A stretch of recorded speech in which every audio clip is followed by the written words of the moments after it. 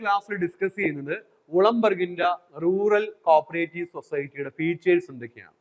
നമ്മൾ നേരത്തെ പഠിച്ചു കഴിഞ്ഞു എന്താണ് വുളംബർഗ് റൂറൽ ഏരിയയിലാണ് എന്ത് ആരംഭിച്ചത്, കോപ്പറേറ്റീവ് സൊസൈറ്റി ആരംഭിച്ചത്. അപ്പൊ റൂറൽ ഏരിയയിൽ ആരംഭിച്ച കോപ്പറേറ്റീവ് സൊസൈറ്റിയുടെ പ്രധാനപ്പെട്ട ഫീച്ചേഴ്സ് എന്തൊക്കെയാണ് നോക്കിക്കേ. Membership was open to all. ആർക്ക് വേണമെങ്കിലും എന്ത് ചെയ്യാം, മെമ്പർഷിപ്പ് എടുക്കാം. Okay. After admission of members was encouraged to adopt good habit. എന്താണ്, അഡ്മിഷന് ശേഷം മെമ്പേഴ്സിനോട് അവരോട് പറയുവാണ് എന്താണ്, നല്ല ശീലങ്ങൾ നിങ്ങൾ സ്വീകരിക്കണം. അതാണ് after admission members was encouraged to adopt good habits. അപ്പൊ എന്താ പറഞ്ഞത്, membership was open to all. Membership was open to all. After admission members was encouraged to adopt എന്താണ്, ഗുഡ് ഹാബിറ്റ്സ്, നല്ല ശീലങ്ങൾ അഡോപ്റ്റ് ചെയ്യണം. Cooperative education was given to them constantly. അവർക്ക് എന്ത് കൊടുത്തിരുന്നു, സഹകരണ വിദ്യാഭ്യാസം മെമ്പേഴ്സും നൽകിയിരുന്നു. And they were helped to understand and appreciate the cooperative principle. അപ്പൊ അത് കോപ്പറേറ്റീവ് പ്രിൻസിപ്പിൾ, സഹകരണ തത്വങ്ങൾ എന്താണെന്ന് മനസ്സിലാക്കാൻ അവരെ സഹായിച്ചു. ആരെ, ഈ പറഞ്ഞ പോലെ റൂറൽ കോപ്പറേറ്റീവ് സൊസൈറ്റിയിലെ മെമ്പേഴ്സിനെ സഹായിച്ചു. Management was honorary. അവിടെ അത് തന്നെയാണ്, management was honorary. And instead of employing paid staff, അവിടെ പെയ്ഡ് സ്റ്റാഫിനെ വെച്ചിരുന്നു. എവിടെയാണ്, ലുസാറ്റി ബാങ്ക്സിൽ. ഇവിടെ എന്താ പറഞ്ഞത്, instead of employing paid staff the managing committee were expected to maintain accounts. അതായത് പെയ്ഡ് സ്റ്റാഫിനെ വെച്ചുകൊണ്ട് അക്കൗണ്ട്സുകൾ മെയിൻറ്റെയിൻ ചെയ്യുന്നതിന് പകരം എന്താണ് പറഞ്ഞത്, the managing committee were expected to maintain accounts. Managing committee തന്നെ എന്ത് ചെയ്യണം, അക്കൗണ്ട്സുകൾ പ്രിപ്പയർ ചെയ്യണം, അത് തയ്യാറാക്കണം. Okay. The habit of thrift and savings was encouraged among the members, and for that end the society accepted deposit, even very small amounts. In this respect these banks became so popular. അതായത് മെമ്പേഴ്സിനിടയിൽ ചെറുകിട സമ്പാദ്യശീലം ഇവർ പ്രോത്സാഹിപ്പിച്ചിരുന്നു. ചെറിയ deposit തുകയാണെങ്കിലും അത് deposit ചെയ്യാൻ വേണ്ടിയിട്ട് മെമ്പേഴ്സിനെ അവര് എന്ത് ചെയ്തു, എൻകറേജ് ചെയ്തു. അപ്പൊ അതുകൊണ്ട് തന്നെ ഈ ബാങ്കുകൾക്ക് എന്താണ്, these bank became so popular. അപ്പൊ ജനങ്ങൾക്കിടയിൽ നല്ലൊരു പോപ്പുലാരിറ്റി, ഒരു ജനപ്രീതി ഏത് ബാങ്കുകൾക്ക് ലഭിച്ചു, ഈ റൂറൽ ബാങ്കുകൾക്ക് ലഭിച്ചു. കാര്യം ചെറിയ തുകയാണെങ്കിൽ കൂടെ എന്ത് ചെയ്യാം, നിക്ഷേപം ഇവിടെ സ്വീകരിക്കും. ഓക്കെ.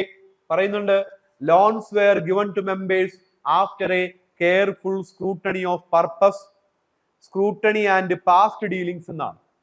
ലോൺ ചുമ്മാ കൊടുത്തിരുന്നില്ല, ലോൺ കൊടുക്കുന്നതിന് മുമ്പായിട്ട് എന്താണ്, a careful scrutiny of purpose. ഏത് ഉദ്ദേശത്തിന് വേണ്ടിയിട്ടാണ് ലോൺ എടുക്കുന്നത്, അതുപോലെ തന്നെ ഈ ഒരു വ്യക്തിയുടെ പാസ്റ്റ് ഡീലിംഗ്സ്, മുൻകാല ചരിത്രം, ലോൺ എടുത്തിട്ട് തിരിച്ചടച്ചിട്ടുണ്ട് അങ്ങനെയുള്ള ചരിത്രം, ഓക്കെ, ഇതൊക്കെ വിശദമായിട്ട് സ്ക്രൂട്ടണി പരിശോധിച്ചതിന് ശേഷം മാത്രമേ ഒരു മെമ്പർക്ക് എന്ത് കൊടുക്കത്തുള്ളൂ, ലോൺ കൊടുക്കത്തുള്ളൂ. The rate of interest was usually 6%. Wollemborg സൊസൈറ്റിയിലെ റേറ്റ് ഓഫ് ഇൻട്രസ്റ്റ് ലോൺ എത്രയാണ്, 6%, 6% ആണ്. These banks did not declare any dividend. ഇവരെന്ത് ചെയ്തില്ല, ഡിവിഡൻഡ് പ്രഖ്യാപിച്ചിരുന്നില്ല.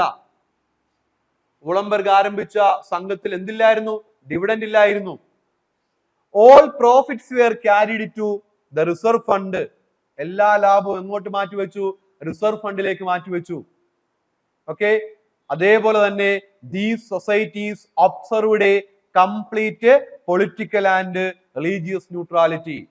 അതായത് ഈ രണ്ട് സംഘത്തിലും, അതായത് ലൂഗി ലുസാറ്റിയും അതേപോലെ തന്നെ വുളംബർഗും വിശ്വസിച്ചിരുന്ന എന്താണ് free from political and religion. അതായത് ഇവര് എന്താ പറയുക, റിലീജിയസ് ആൻഡ് പൊളിറ്റിക്കൽ ന്യൂട്രാലിറ്റി. നമ്മുടെ റോസ്ഡെയിൽ ഇക്വിറ്റബിൾ പൈനിയർ സൊസൈറ്റിയെ കൂട്ട് തന്നെ ഇവരും എന്ത് ചെയ്തിരുന്നു, അതില് ഒരു പ്രത്യേക പ്രയോറിറ്റി നൽകിയിരുന്നു, ഒരു മുൻഗണന. അതായത് അത് വേണ്ട എന്നുള്ള തീരുമാനം ഈ രണ്ട് സംഘങ്ങളും എടുത്തിരുന്നു. ഓക്കെ. അപ്പൊ ഇത്രയുമാണ് വുളംബർഗ് ആരംഭിച്ച റൂറൽ കോപ്പറേറ്റീവ് സൊസൈറ്റിയുടെ പ്രധാനപ്പെട്ട ഫീച്ചേഴ്സ്. ഓക്കെ. അതിനുശേഷം പറയുന്നുണ്ട് entry of politics into cooperation. അപ്പൊ നമ്മൾ പറഞ്ഞു ലൂഗി ലുസാറ്റിയുടെയും അതേപോലെ തന്നെ വുളംബർഗിന്റെയും സൊസൈറ്റികൾ എന്ന് വെച്ചാൽ എന്താണ്, politically as well as religiously neutral ആണ്. അതിനുശേഷം എന്ത് വന്നു? പൊളിറ്റിക്സ് കോപ്പറേറ്റീവ് മൂവ്മെന്റിലേക്ക് വന്നു. അതാണ് പറഞ്ഞത് പൊളിറ്റിക്കൽ ഇൻഫ്ലുവൻസ് പിന്നീട് കടന്നുകൂടുകയാണ് ഇറ്റാലിയൻ കോപ്പറേറ്റീവ് മൂവ്മെന്റിൽ. Some political and religious organization came into the field of cooperation in order to make it a stepping stone for their political ends. അവരുടെ രാഷ്ട്രീയ താല്പര്യങ്ങൾ നേടിയെടുക്കാനുള്ള ഒരു ചവിട്ടുപടി എന്നോണം എന്താണ് ചില പൊളിറ്റിക്കൽ ആൻഡ് റിലീജിയസ് ഓർഗനൈസേഷൻ ഏത് ഫീൽഡിലേക്ക് വന്നു? കോപ്പറേറ്റീവ് ഫീൽഡിലേക്ക് വന്നു. First come in the field were the Catholics. ആരാണ് ആദ്യം വന്നത്? കാത്തലിക്സ് ആണ് ഈ ഫീൽഡിലേക്ക് വന്നത്. First come in the field were the ഈ കോപ്പറേറ്റീവ് ഫീൽഡിലേക്ക് ആദ്യം വന്നത് ആരാണ്? കാത്തലിക്സ് ആണ്. Catholics who organised their first cooperative bank in ഏത് വർഷമാണ് കാത്തലിക്സ് ഇറ്റലി ഓർഗനൈസ് ചെയ്തത്? 1890. കാത്തലിക്സ് 1890 തന്റെ അല്ലെങ്കിൽ അവരുടെ ആദ്യത്തെ കോപ്പറേറ്റീവ് ബാങ്ക് ആരംഭിക്കുന്നു. These societies kept small share value small ആയിരുന്നു. മാനേജിംഗ് കമ്മിറ്റി വർക്ക്സ് ഓണറലി, അതൊക്കെ നമ്മുടെ നേരത്തെ പറഞ്ഞ പോലെ തന്നെയായിരുന്നു. അതേപോലെ no dividends were given, dividend നൽകിയിരുന്നില്ല, ഡിവിഡൻഡ് ഇല്ല. The whole of the profit was carried to the reserve fund or utilized for common utility. ഇതൊക്കെ അതേപോലെ തന്നെയായിരുന്നു. അതായത് നമ്മുടെ വൂളംബർഗിന്റെ സംഘത്തെ പോലെ തന്നെയായിരുന്നു ഇവിടെയും. അപ്പം പിന്നീട് നമ്മൾ അതുവരെ ഈ വൂളംബർഗും ലൂഗി ലുസാറ്റിയും പൊളിറ്റിക്കൽ ആൻഡ് റിലീജിയസ് ന്യൂട്രാലിറ്റി എന്ന് പറയുന്ന പ്രിൻസിപ്പിളിനെ അടിസ്ഥാനപ്പെടുത്തിയാണ് പ്രവർത്തിച്ചതെങ്കിൽ പിന്നീട് ചില കാത്തലിക്സ് പോലെയുള്ള ചില മതപരമായ ഓർഗനൈസേഷൻസും ഈ കോപ്പറേറ്റീവ് ഫീൽഡിലേക്ക് വന്നു. അവരുടെ വളർച്ചയ്ക്കുള്ള ചവിട്ടുപിടി എന്ന രീതിയിലാണ് അവർ ഇതിലേക്ക് എത്തിയത്. ഓക്കെ, ദെൻ പിന്നീട് 1922 മുതൽ 1945 വരെ ദിസ് മൂവ്മെന്റ് അണ്ടർ ഫാസിസ്റ്റ്, അതിന് കീഴിലായൊരു ഫാസിസ്റ്റിന് കീഴിലായി ഫാസിസം വന്നു. ഏതാണ്?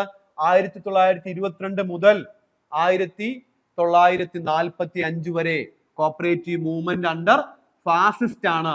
ഫാസിസ്റ്റ് പറയുന്നുണ്ട് when the fascists came to power they found in cooperation a house divided in itself and in order to break the political influence on cooperation. So fascist അധികാരത്തിൽ വന്നപ്പോൾ അവർ മനസ്സിലാക്കിയ കാര്യം അല്ല, അവർ ചെയ്യാൻ വേണ്ടി ഇരുന്ന ഒരു കാര്യം എന്ന് പറയുന്നത് എന്ത് ചെയ്യണം? കോപ്പറേഷനിൽ നിന്നും പൊളിറ്റിക്സ് വിമുക്തമാക്കണം. ഓക്കെ, അപ്പൊ corporation should be free from എന്താണ്? പൊളിറ്റിക്സ്. അപ്പൊ അതെന്ത് ചെയ്യണം? in order to break the political influence on cooperation. They also ordered unification of the movement by amalgamating the competing societies into what they called fascist societies. അപ്പൊ ഈ രണ്ട് സംഘങ്ങൾ തമ്മിൽ പരസ്പരം മത്സരിക്കുന്നു. അങ്ങനെ പരസ്പരം മത്സരിക്കുന്ന സംഘങ്ങൾ വിളിക്കുന്ന പേരെന്താണ്? ഇവർ വിളിച്ചത് എന്താണ്? ഫാസിസ്റ്റ് സൊസൈറ്റി എന്നാണ്. ആ ഫാസിസ്റ്റ് സൊസൈറ്റികൾ എന്ത് ചെയ്യണം? അമാൽഗമേറ്റ് ചെയ്യണം, കൂട്ടിച്ചേർക്കണം. ഓക്കെ, അപ്പൊ പരസ്പരം മത്സരിക്കുന്ന രണ്ട് സംഘങ്ങൾ എന്ത് ചെയ്യണം? കൂട്ടിച്ചേർക്കണം എന്നാര്? ഈ ഫാസിസ്റ്റുകാർ വിശ്വസിച്ചു. പറയുന്നുണ്ട് എന്താണ്? The state was to regulate, supervise and conduct the affairs of the society. State അല്ലെങ്കിൽ ഗവൺമെന്റ് ചുമതല എന്താ? To supervise, regulate and conduct the affairs of the society. സൊസൈറ്റിയുടെ പ്രവർത്തനങ്ങളെ നിയന്ത്രിക്കുക, മേൽനോട്ടം വഹിക്കുക, അത് നടത്തിക്കൊണ്ടു പോവുക, അതിനുള്ള നിർദ്ദേശം കൊടുക്കുന്നത് മാത്രമാണ് ഗവൺമെന്റ് ചുമതല, സ്റ്റേറ്റിന്റെ ചുമതല. Okay, they set up A fascist national organisation known as, important ആണ്.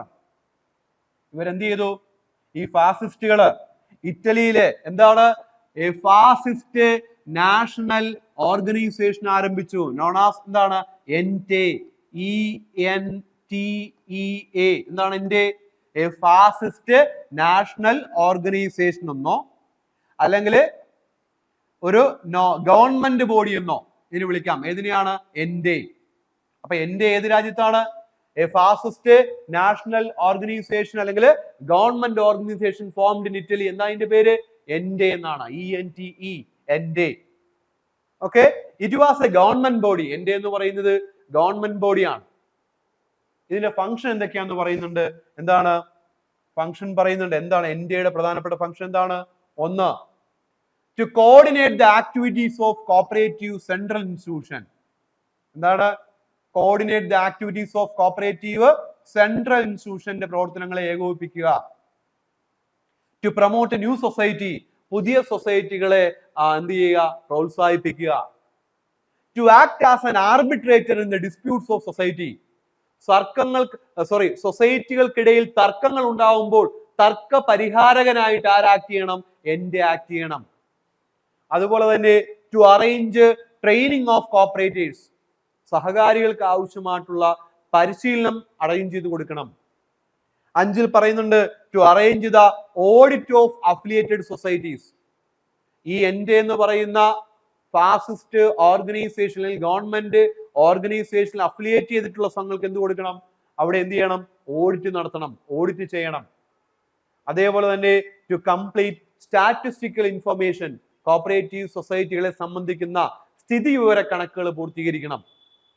അതേപോലെ തന്നെ to carry on inspection and enquiry.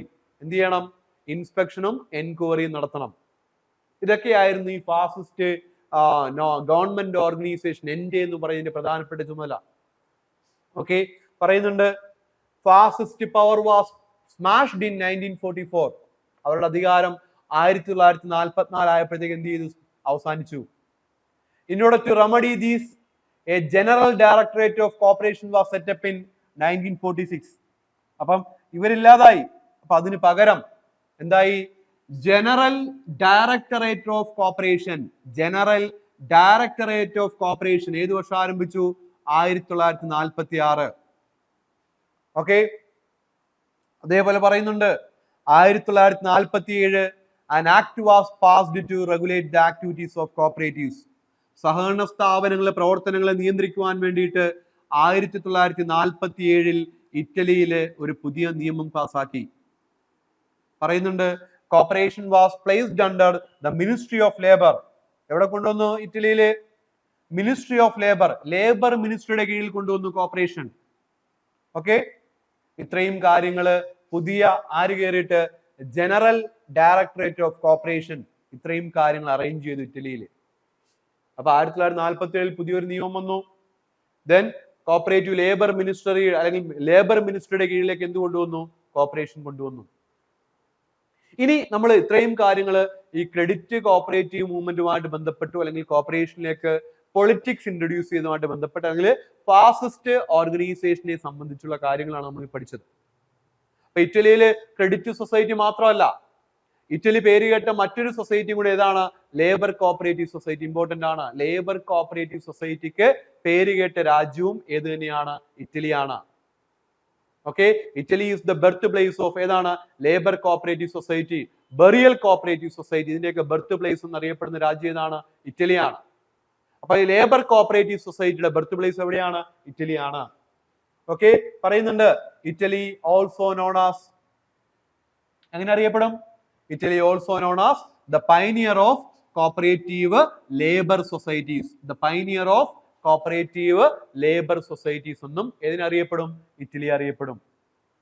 അവിടെ പറഞ്ഞെങ്ങനെയാണ്, ഈ labourers could join into some institutions and pool their small resources, they could accept contracts direct and escape from the exploitation of contractors. ഇതായിരുന്നു labour cooperative society ഉണ്ടാവാനുള്ള സാഹചര്യം. എന്താണ്, labourers ചെറിയ ഗ്രൂപ്പുകളായിട്ട് എന്ത് ചെയ്താൽ, ജോയിൻ ചെയ്താൽ, ഒരുമിച്ച് വന്നു കഴിഞ്ഞാൽ, വേണ്ട റിസോഴ്സുകൾ അവർക്കിടയിൽ പൂൾ ചെയ്യാൻ പറ്റിയാൽ, സമാഹരിക്കാൻ പറ്റിയാൽ എന്ത് ചെയ്യാം, അവർക്ക് നേരിട്ട് കോൺട്രാക്റ്റുകൾ സ്വീകരിക്കാം. അതുവഴി കോൺട്രാക്ടേഴ്സ് ലേബറേഴ്സിനെ എക്സ്പ്ലോയിറ്റ് ചെയ്യുന്നത് എന്ത് ചെയ്യാൻ സാധിക്കും, ഒഴിവാക്കാൻ വേണ്ടി സാധിക്കും എന്നതായിരുന്നു ഈ ലേബർ കോപ്പറേറ്റീവ് സൊസൈറ്റിയുടെ ഉദ്ദേശം. ഓക്കെ, പറയുന്നുണ്ട് the founder of labour cooperative society in Italy was mister Giuseppe Mazzini. Important ആണ്, മസീനി. ആരാണ് ഇറ്റലിയിലെ ലേബർ കോപ്പറേറ്റീവ് സൊസൈറ്റി ആരംഭിച്ചത്?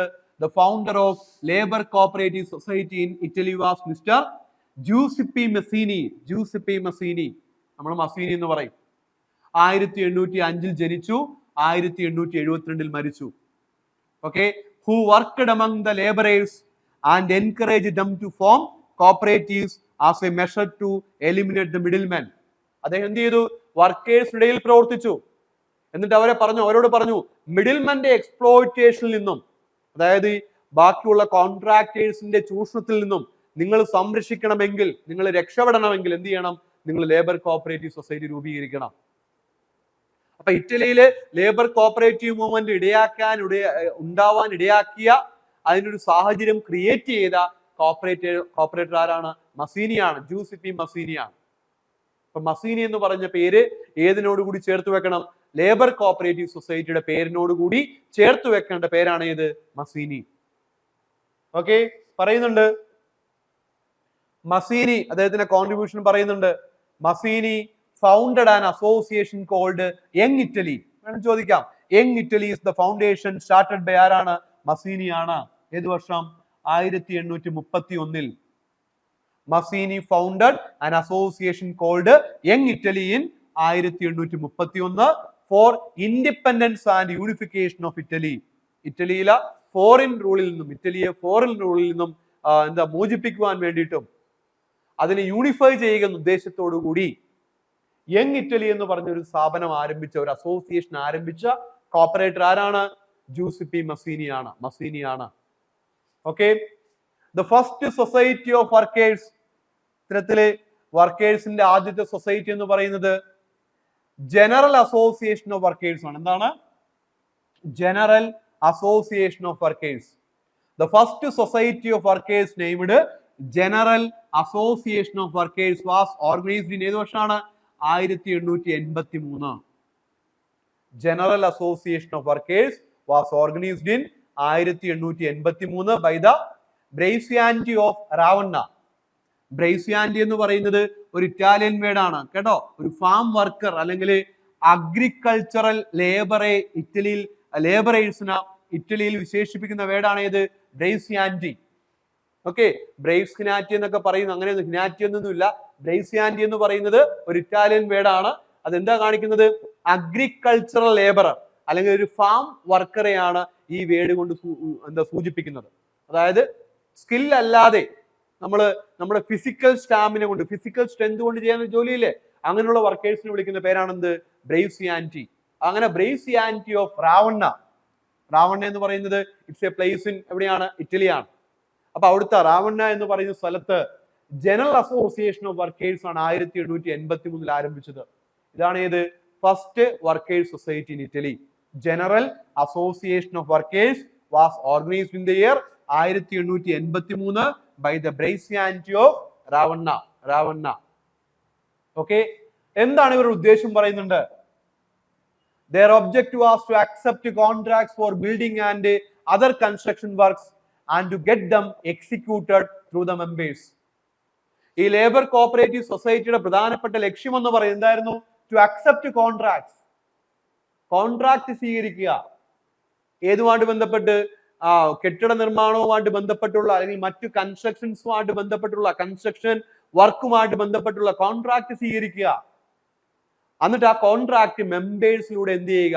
നടപ്പാക്കി എടുക്കുക എന്നുള്ളതായിരുന്നു ഈ ലേബർ കോഓപ്പറേറ്റീവ് സൊസൈറ്റിയുടെ പ്രധാനപ്പെട്ട ഉദ്ദേശം.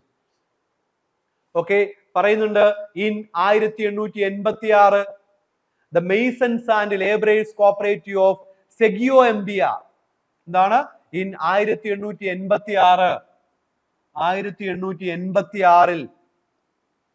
The masons and labourers cooperative of സെഗിയോ Emilia. The Masons and Laborers Cooperative of Segio Emibia എന്ത് ചെയ്തു? സൊസൈറ്റി ആരംഭിച്ചു. വർക്കേഴ്സ് കോഓപ്പറേറ്റീവ് സൊസൈറ്റി ആണ്. മേസന്മാരാ. ആൻഡ് ഇൻ 1887 എന്താണ്? The masons cooperative of Milan were founded. Milan, ഇതൊക്കെ എന്താണ്? വർക്കേഴ്സ് കോഓപ്പറേറ്റീവ് സൊസൈറ്റി ആണ്. Okay, then പറയുന്നുണ്ട് the Giolitti Act was passed in Italy. Giolitti act എവിടെയാണ്? ഇറ്റലിയിലാണ് പാസ്സാക്കിയത്. ഏത് വർഷം? 1898. Giolitti act that enabled the workers cooperative societies to apply for public works. എന്ത് ചെയ്യാം? ഈ ആക്ട് വന്നതോടുകൂടി, ഏത് വർഷമാണ് ആക്ട്? 1898 Giolitti act. അപ്പൊ ആക്ട് വന്നതോടുകൂടി ഈ ലേബർ കോഓപ്പറേറ്റീവ് സൊസൈറ്റികൾക്ക് എന്ത് ചെയ്യാം? പബ്ലിക് വർക്ക് സ്വീകരിക്കാം. കോൺട്രാക്ട് ഏതുമായിട്ട് ബന്ധപ്പെട്ടുള്ള പബ്ലിക് വർക്ക് സ്വീകരിക്കാനുള്ള പ്രൊവിഷൻ ഈ ആക്ട് പാസ്സാക്കിയതോടുകൂടി, ഏതാണ്? ജിയോലിറ്റി ആക്ട്. ഏത് വർഷം? 1898 പാസ്സാക്കിയതോടുകൂടി പബ്ലിക് വർക്ക്സ് ഏറ്റെടുക്കാൻ വേണ്ടി സാധിച്ചു. പറയുന്നുണ്ട് in 1903 they organized the Federation of Labor Societies in Milan with the object of undertaking publicity and giving help in accountancy, legal and financial problems. അപ്പോൾ ഈ ലേബർ കോഓപ്പറേറ്റീവ് സൊസൈറ്റിയുടെ ഒരു ഫെഡറേഷൻ 1903 എവിടെ ആരംഭിച്ചു? മിലനിൽ ആരംഭിച്ചു. ലേബർ കോഓപ്പറേറ്റീവ് സൊസൈറ്റിയുടെ ഫെഡറേഷൻസ് 1903 എവിടെ ആരംഭിച്ചു? മിലനിൽ ആരംഭിച്ചു. എന്താണ് ഇതിന്റെ ഉദ്ദേശം? With the object of undertaking publicity and giving help in accountancy, legal and financial പ്രോബ്ലംസിൽ സഹായം നൽകുക എന്ന ഉദ്ദേശത്തോടു കൂടി ഈ ലേബർ കോഓപ്പറേറ്റീവ് സൊസൈറ്റിയുടെ ഫെഡറേഷൻ 1903 എവിടെ ആരംഭിച്ചു? മിലനിൽ ആരംഭിച്ചു. പറയുന്നുണ്ട് labour societies of Italy are comparatively എന്താണ്? ഡെമോക്രാറ്റിക് ബോഡീസ് ആണ്. Their management vests in the managing committee elected by the general body of the member. ഇതൊക്കെ എന്താണ്? ജനാധിപത്യ രീതിയിൽ പ്രവർത്തിക്കുന്ന സ്ഥാപനങ്ങളാണ്. ജനറൽ ബോഡി ഇലക്ട് ചെയ്യുന്ന ബോർഡ് ഓഫ് ഡയറക്ടേഴ്സ് അല്ലെങ്കിൽ മാനേജിംഗ് കമ്മിറ്റിയാണ് ലേബർ കോഓപ്പറേറ്റീവ് സൊസൈറ്റിയുടെ administration. Okay, then labour cooperative സൊസൈറ്റിയിലെ 1947 ആക്ടും പ്രകാരം നമ്മൾ പറഞ്ഞില്ലേ 47 ആക്ട് വന്നു, 1940 ആക്ട് വന്നില്ലേ? ആക്ട് വന്നതോടുകൂടി ലേബർ കോൺട്രാക്ട് സൊസൈറ്റി ആണെങ്കിൽ മെമ്പർഷിപ്പ് ഷുഡ് ബി അറ്റ്ലീസ്റ്റ് ചുരുങ്ങിയത് എത്ര വേണം? 25, ചുരുങ്ങിയത് 25 പേരെങ്കിലും ഒരു ലേബർ കോഓപ്പറേറ്റീവ് സൊസൈറ്റിയിൽ ഉണ്ടാവണം. ഷെയറിന്റെ വാല്യൂ എന്ന് പറയുന്നത്, ഒരു ഷെയറിന്റെ വാല്യൂ എത്രയാണ്? എന്താണ് വാല്യൂ ഓഫ് വൺ ഷെയർ? എത്രയാണ്? 50 ലിറയാണ്. Upper limit on holding share എത്രയാണ്? Fixed at 2,50,000 lira. ഒരാൾക്ക് 2,50,000 ലിറ വരെ എന്ത് ചെയ്യാം? പർച്ചേസ് ചെയ്യാം. അപ്പൊ ഒരു ഷെയറിന്റെ വില 50 ലിറയാണ്. അപ്പൊ ഒരു മെമ്പർ ഒരു ഷെയർ എങ്കിലും എടുത്തിരിക്കണം. മാക്സിമം എത്രയാണ്? 2,50,000 ലിറ വരെയുള്ള ഷെയർ എങ്കിലും ഒരു മെമ്പർക്ക് എടുക്കാം പരമാവധി. അപ്പം ചുരുങ്ങിയത് മെമ്പർ ആവാൻ ഒരു ഷെയർ എങ്കിലും എടുത്തിരിക്കണം. ഓക്കെ, പറയുന്നുണ്ട് most of the powers of the day to day works are vested in the managing committee. A striking feature of Italian labour cooperative movement. ഇറ്റലിയിലെ ലേബർ കോഓപ്പറേറ്റീവ് മൂവ്മെന്റ് പ്രധാനപ്പെട്ട ഒരു ഫീച്ചർ എന്തായിരുന്നു? Important ആണ്. എന്താണ്? Consortium ആണ്. എന്താണ്? Consortium. A striking feature of Italian labour cooperative movement എന്താണ്? Is consortium. Consortium പറയുന്നുണ്ട്. എങ്ങനെ? കൺസോർഷ്യം മീൻസ് ഒരു കൂട്ടായ്മ എന്നാണ്. ലേബർ സൊസൈറ്റിയുടെ ഒരു കൂട്ടായ്മ. ഓക്കെ, പറയുന്നുണ്ട് a consortium can be organised by at least 5 primary society. ചുരുങ്ങിയത് 5 പ്രൈമറി സൊസൈറ്റി കൊണ്ട് എന്ത് രൂപീകരിക്കാം? ഒരു കൺസോർഷ്യം രൂപീകരിക്കാം. Having a minimum membership of എത്രയാണ്? 250. അപ്പൊ ഈ ഒരു കൺസോർഷ്യം ആണെങ്കിൽ അവിടെ ചുരുങ്ങിയത് 250 മെമ്പർഷിപ്പ് എങ്കിലും ഉണ്ടായിരിക്കണം, മെമ്പേഴ്സ് എങ്കിലും ഉണ്ടായിരിക്കണം. അപ്പൊ എന്താ പറഞ്ഞത്? A consortium can be organised by at least 5 primary societies having a minimum membership of എത്രയാണ്? 250. പറയുന്നുണ്ട് consortium are formed under a statute. എന്താണ്? ഒരു നിയമപ്രകാരമാണ്, ഒരു നിയമത്തിലൂടെയാണ് ഈ കൺസോർഷ്യം രൂപീകരിക്കുന്നത്. ഒരു കൺസോർഷ്യത്തിൽ മെമ്പർ ആകണമെങ്കിൽ അപ്പൊ എന്താണ്? Consortium are formed under a statute. ഒരു നിയമപ്രകാരമാണ്, ഒരു നിയമത്തിലൂടെയാണ് ഈ കൺസോർഷ്യം രൂപീകരിക്കുന്നത്. എന്താ പറഞ്ഞത്? Each member of cooperative society, each member cooperative society, കൺസോർഷ്യത്തിൽ അംഗമായിട്ടുള്ള ഓരോ കോഓപ്പറേറ്റീവ് സൊസൈറ്റി എന്ത് ചെയ്യണം? 25,000 ലിറ വരുന്ന ഷെയർ സബ്സ്ക്രൈബ് ചെയ്യണം. അതേപോലെ തന്നെ ഈ കൺസോർഷ്യത്തിന്റെ ടോട്ടൽ ഷെയർ ക്യാപിറ്റൽ എന്ന് പറയുന്നത് must not be less than 2,50,000 lira. എന്താണ് പറഞ്ഞത്? 2,50,000 ലിറയെങ്കിലും ആയിരിക്കണം എന്താണ് കുറഞ്ഞത് ടോട്ടൽ ഷെയർ ക്യാപിറ്റൽ ഓഫ് ഏതാണ്? കൺസോർഷ്യം. എന്താ പറഞ്ഞത്? Each member cooperative society has to subscribe to the share capital of at least 25,000 ലിറയാണ്. കൺസോർഷ്യത്തിൽ അംഗമാവണമെങ്കിൽ ഓരോ മെമ്പർ കോഓപ്പറേറ്റീവ് സൊസൈറ്റിയും 25,000 ലിറയെങ്കിലും ഉള്ള ഷെയർ എടുത്തിരിക്കണം. അതേപോലെ തന്നെ ഈ കൺസോർഷ്യത്തിന്റെ ടോട്ടൽ ഷെയർ ക്യാപിറ്റൽ എന്ന് പറയുന്നത് must not be less than എന്താണ്? 2,50,000 ലിറ. ഓക്കെ, അതേപോലെ പറയുന്നുണ്ട് first Catholic society or commercial bank in Italy started by? ഇറ്റലിയിലെ ആദ്യത്തെ കാത്തലിക് സൊസൈറ്റി, നമ്മൾ പറഞ്ഞില്ലേ കാത്തലിക്സ് ബാങ്ക് ആരംഭിച്ചു എന്ന് പറഞ്ഞില്ലേ, അപ്പൊ Catholic society or commercial bank in Italy started by ആരാണ്? Don Cerutti. ആരാണ്? ഡോൺ സെറൂട്ടി ആണ്. ഏത് വർഷം? 1908. ഡോൺ സെറൂട്ടി, ആ പേര് ഓർത്ത് വെച്ചേക്കണം. ദ കമ്മ്യൂണൽ ബാങ്ക് അല്ലെങ്കിൽ കാത്തലിക് സൊസൈറ്റി ഇറ്റലിയിൽ ആരംഭിച്ച കോർപ്പറേറ്റർ ആരാണ്? ഡോൺ സെറൂട്ടി ആണ്. നമുക്കറിയാം ബെറിയൽ കോപ്പറേറ്റീവ് സൊസൈറ്റി, ക്രിമേഷനൊക്കെ ശവസംസ്കാരം ഒക്കെ നടത്തുന്ന ബെറിയൽ കോപ്പറേറ്റീവ് സൊസൈറ്റിയുടെ ബർത്ത് പ്ലേസ് എവിടെയാണ്? ഇറ്റലിയിലാണ്. Okay, the national association of consumer cooperatives, നമ്മൾ ഇനി അവിടുത്തെ കുറച്ച് സൊസൈറ്റികൾ അറിയപ്പെടുന്ന പേരുകളെ കുറിച്ചാണ് പറയുന്നത്. The national association of consumer cooperatives അങ്ങനെ അറിയപ്പെടും. ANCC കോപ്പ് എന്നറിയപ്പെടും. ANCC കോപ്പ് എന്താണ്? The national association of consumer cooperatives in ഇറ്റലിയാണ്. ഏത് വർഷമാണ് ആരംഭിച്ചത്? 1957. എന്തിനു വേണ്ടിയിട്ട്? To organise strategic and planning management for consumer cooperatives. അതാണ് ANCC കോപ്പ് എന്ന് ചോദ്യം വന്നാൽ എന്താണ്? The national association of consumer cooperatives in Italy. അടുത്തത്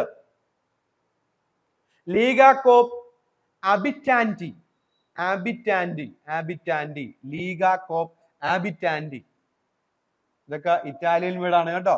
ലീഗ കോപ്പ് അബിറ്റാൻഡി. നമ്മൾ നേരത്തെ ലീഗ കോപ്പ് പഠിച്ചില്ലായിരുന്നോ? ഓൾഡസ്റ്റ് ഫെഡറേഷൻ ഇറ്റലിയിലാ. അതാണ് Lega coop Abitanti is the national association of housing cooperatives founded in 1961. എന്താണ്? നാഷണൽ അസോസിയേഷൻ ഓഫ് ഹൗസിംഗ് കോപ്പറേറ്റീവ്സിനെ വിളിക്കുന്ന പേരാണ് എന്ത്? Lega coop Abitanti. Housing cooperatives. അടുത്തത് Lega coop Agroalimentare. Lega coop Agroalimentare. എന്താണ്? Is the national association of agri food cooperatives. എന്താണ്? Agri food കോപ്പറേറ്റീവ്സിന്റെ national association ആണ് ഏത്? Lega coop Agroalimentare. ഏത് വർഷമാണ്? Founded in 1957. അപ്പൊ ലീഗ കോപ്പ് അബിറ്റാൻഡി, ലീഗ കോപ്പ് അഗ്രോലിമെന്റേർ, ഇതൊക്കെ ഓർത്തു വെച്ചേക്കണം. അതേപോലെ തന്നെ Sanicoop is the federation of doctors and health care workers in ഇറ്റലിയാണ്. ഡോക്ടേഴ്സ്, അതായത് ആരോഗ്യ മേഖലയിൽ വർക്ക് ചെയ്യുന്നവരുടെ ഒരു അസോസിയേഷൻ ആണ് ഏത്? Sanicoop is the federation of doctors and health care workers established on ഏതാണ്? 2012. ഇതൊക്കെ അവിടെ പ്രവർത്തിക്കുന്ന, ഇറ്റലിയിൽ പ്രവർത്തിക്കുന്ന ലീഗ കോപ്പിന് കീഴിൽ പ്രവർത്തിക്കുന്ന ഫെഡറേഷൻസുകളാണ്. ഓക്കെ, അപ്പൊ ആദ്യം നമ്മൾ പഠിച്ചത് ഏതാണ്? ANCC കോപ്പ് ആണ്. ANCC കോപ്പ് എന്താണ്? National association of consumer cooperatives ആണ്. ലീഗ കോപ്പ് അബിറ്റാൻഡി എന്ന് പറയുന്നത് national association of housing cooperatives ആണ്. ലീഗ കോപ്പ് അഗ്രോലിമെന്റേർ എന്ന് പറയുന്നത് national association of agri food cooperatives ആണ്. സാനികോപ്പ് എന്ന് പറയുന്നത് എന്താണ്? It is the association of health care workers established on 2012 at Italy. Okay, അപ്പൊ ഇറ്റാലിയൻ കോപ്പറേറ്റീവ് മൂവ്മെന്റ് പഠിക്കുമ്പോൾ നമ്മുടെ മനസ്സിൽ വരേണ്ട പ്രധാനപ്പെട്ട കാര്യം ഏതാണ്? ലൂഗി ലുസാറ്റി, ബാങ്ക പോപ്പുലാരി, KC റൂറലി, അതാണ് doctor Leone Wollemborg. Labour cooperative society ആരാണ്? മസീനി.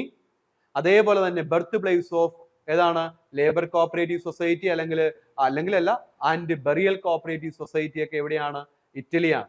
നമ്മൾ സ്വീഡൻ പഠിക്കും, സ്വീഡൻ ബർത്ത് പ്ലേസ് അല്ല. ഈ ബെറിയൽ കോപ്പറേറ്റീവ് സൊസൈറ്റി കൂടുതൽ കണ്ടുവരുന്ന എവിടെയാണ്? നമ്മൾ സ്വീഡനിലാണ്. ഓക്കെ, നമ്മൾ പഠിക്കും അത്. ഓക്കെ, ദെൻ അതുപോലെ തന്നെ മിലൻ ഏത് വർഷം? 1866. ദെൻ അതുപോലെ തന്നെ ലോർജിയയിലാണ് ഉളംബർഗ് തന്റെ ആദ്യത്തെ കോപ്പറേറ്റീവ് സൊസൈറ്റി ആരംഭിക്കുന്നത്. റൂറൽ കോപ്പറേഷൻ എന്ന് പറയുന്ന മന്ത്ലി പബ്ലിക്കേഷൻ ആരുടെയാണ്? ഉളംബർഗിന്റെയാണ്. പ്രൊഫസർ ഇൻ എക്കണോമിക്സ് ആയിരുന്നു ആര്? Luigi Luzzatti. അപ്പൊ അങ്ങനെയുള്ള വിവിധങ്ങൾ ദ ഫാസിസ്റ്റ് ഓർഗനൈസേഷൻ അല്ലെങ്കിൽ the government organisations of Italy എങ്ങനെയാണ് അറിയപ്പെടുന്നത്? എൻഡെ എന്നാണ്. എൻഡെ. ഓക്കെ, അപ്പൊ ഇങ്ങനെയുള്ള ചോദ്യങ്ങൾ വരാൻ സാധ്യതയുള്ള പ്രധാനപ്പെട്ട ഒരു രാജ്യമാണ് ഏത്? ഇറ്റലി. അപ്പൊ ക്ലാസ് രണ്ട് പാർട്ടുകളിലായിട്ട് നമ്മൾ എടുത്തിട്ടുണ്ട്. രണ്ട് പാർട്ടും ആദ്യം മുതൽ അവസാനം വരെ കൃത്യമായിട്ട് കേൾക്കുക. സംശയമുണ്ടെങ്കിൽ ചോദിക്കുക. Thank you.